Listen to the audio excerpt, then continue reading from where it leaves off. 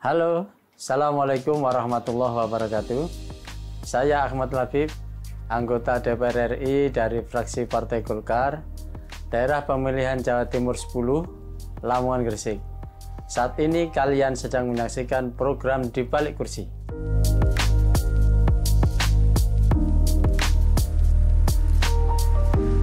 Saya dari kecil itu punya impian untuk melakukan mobilisasi struktural, karena saya itu orang kecil, orang lemah, orang miskin. Miskin saya itu miskin secara sosial dan miskin secara struktural, itu betul-betul. Nah, karena itu saya punya impian dari kecil dulu, sejak di kampung saya ingin melakukan perubahan struktural dengan menjadi dengan kesempatan untuk melakukan mobilisasi di era pendidikan yang terbuka sekarang ini. Nah, karena itu impian itu saya bawa ketika saya memutuskan untuk memilih jalur yang berbeda dengan orang-orang di kampung saya, yang kalau selepas SMA mereka itu pergi ke Malaysia. Nah, saya lebih memilih ke Surabaya untuk bekerja dan kuliah, karena buat saya ini satu-satunya cara untuk melakukan perubahan struktural, melakukan lompatan struktural. Kemudian di kuliah itu saya bergabung di kampus yang saya memilih kampus yang memberi kesempatan ke saya untuk memiliki akses networking baik sosial maupun politik.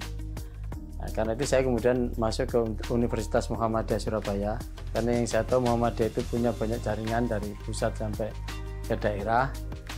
Nah, dari sana di Universitas Muhammadiyah ini saya aktif di organisasi sebagai aktivis.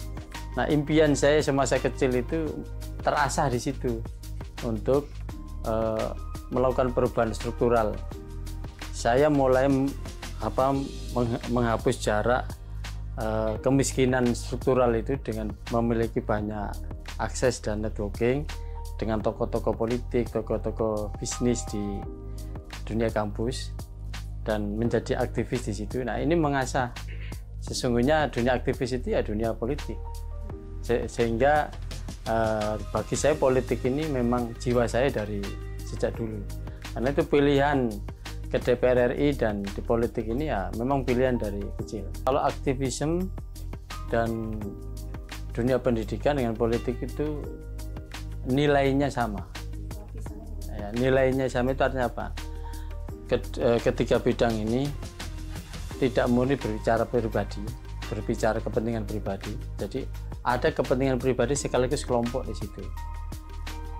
Kita menjadi pendidik, menjadi akademisi ya untuk karir kita pribadi, tapi juga untuk bermanfaat kepada orang lain. Organisasi juga sama, kita bekerja untuk pribadi kita sendiri plus sekaligus untuk tujuan kelompok gitu. Nah, itu juga sama dengan politik di organisasi yang lebih besar, organisasi di level negara dan bangsa itu sama, kita bekerja untuk pribadi tapi juga untuk masyarakat dan bangsa.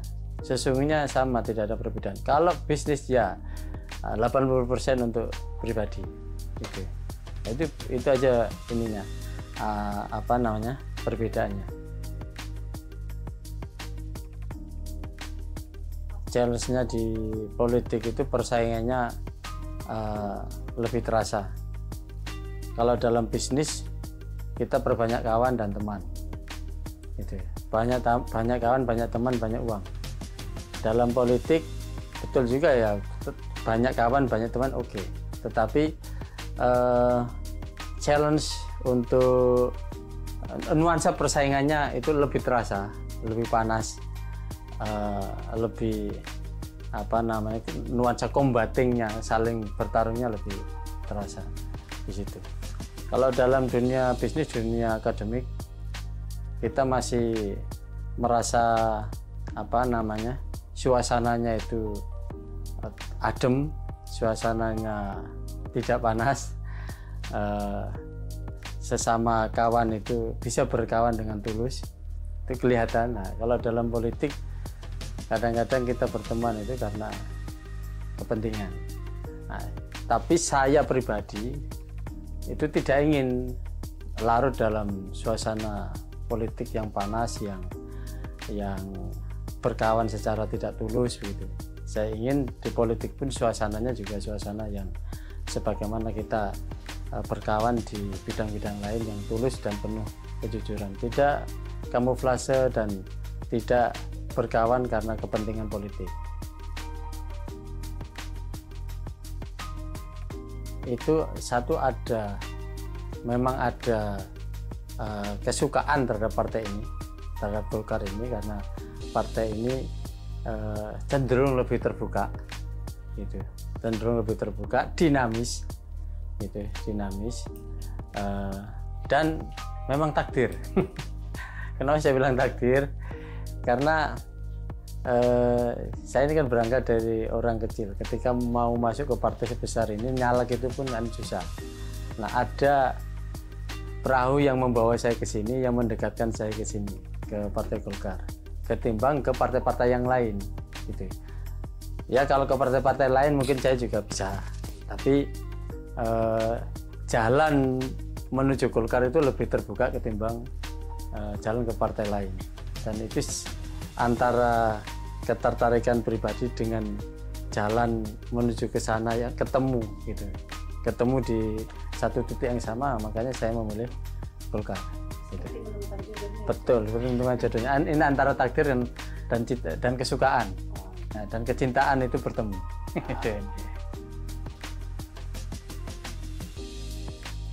Sesungguhnya semua bentuk koperasi sama, karena ada regulasinya, ada aturannya, dan bentuknya sama.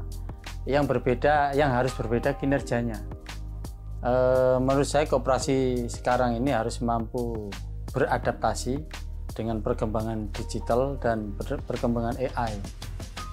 Dia tidak boleh menjadi entitas lapuk, ya, entitas kuno yang tertinggal dengan perkembangan bisnis era sekarang, yang betul-betul memanfaatkan AI dan di dunia digital itu. Jadi kalau bentuk sama, ini kinerjanya yang perlu lebih adaptif terhadap AI dan dunia digital.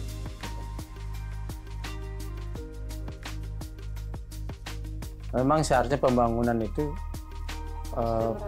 merata dan berbasis, justru harus dari desa ke kota.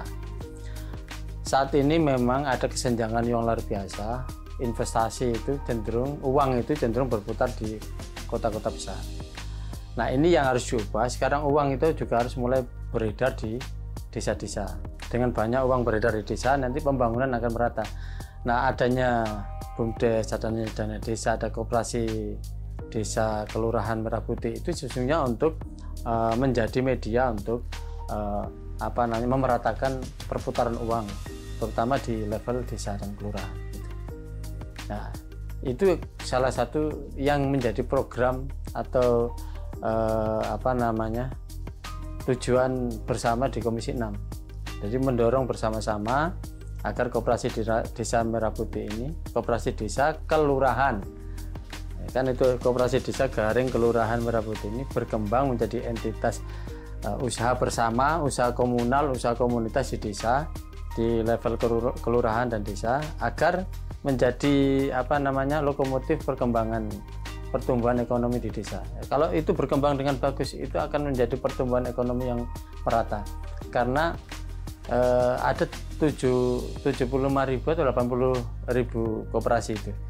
Masing-masing koperasi 5 miliar aja dana yang dia putar. Itu setahun sudah 400, modal yang berputar di tingkat desa sudah 400 sekian triliun. Itu sudah jaringan bisnis yang luar biasa kalau berkembang dengan baik. Bayangkan dengan beberapa perusahaan-perusahaan besar, itu sekarang nilai asetnya aja, mulai perusahaan-perusahaan yang ada di Indonesia yang sudah terkenal sebagai konglomerasi, itu kan juga nilainya 100T, 200T. Ini 400 triliun. Ini sesuatu jaringan bisnis yang luar biasa besar. Dan karena itu harus kita dorong betul-betul untuk berhasil dan sukses. Itu saya kira. Kalau saya kalau ngomong prioritas ya, saya lebih baik melahirkan 1000 usahawan baru di tingkat desa, terutama yang anak-anak muda, daripada meninggalkan legasi bangunan-bangunan atau infrastruktur fasum, karena semuanya udah banyak fokus ke sana. Jadi salah satu yang ingin saya ubah dan menjadi legasi saya itu di dapil saya adalah saya ingin melahirkan 1000 usahawan baru, entrepreneur baru. Kalau 1000 lahir usahawan baru, entrepreneur baru, maka 5000 lapangan kerja terbuka di dapil. Itu saya agak fokuskan ke sini, itu menciptakan kelompok-kelompok usahawan muda di desa-desa gitu. Nah, enggak mulu-mulu ya 500 sampai 1000 usahawan baru muncul, berhasil berkembang. Itu buat saya sudah kepuasan yang luar biasa, karena 1000 itu akan menjadi trigger bagi pertumbuhan yang lain. Dan saya anggap satu usahawan baru muncul itu 5 lapangan kerja terbuka dan 5000 yang bisa terekrut. Akademisi dan bisnis. Lebih mau dikenal sebagai politisi atau pebisnis? Pebisnis.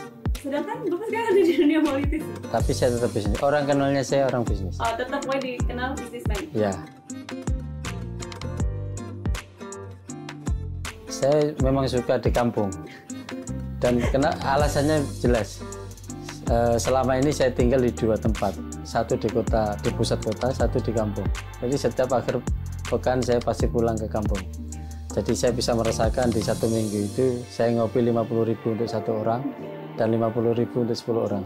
Itu bagian dari saya menjaga realitas. Supaya saya sadar realitas masyarakat kita. Oke, tapi kalau ada panggilan fraksi pasti. Atau panggilan dapil tetap. Kalau panggilan fraksi itu kewajiban. Oh. Jadi saya pasti akan datang ke panggilan fraksi. Oh, tetap fraksi ya. Ya. Dengan pelaku usaha. Karena, tapi Bapak juga suka ada di dunia. Karena saat ini saya masanya dengan pelaku usaha. Sudah pernah saya masanya dengan mahasiswa dan sudah berbusa-busa. Nah, sekarang waktunya dengan pelaku usaha. Okay.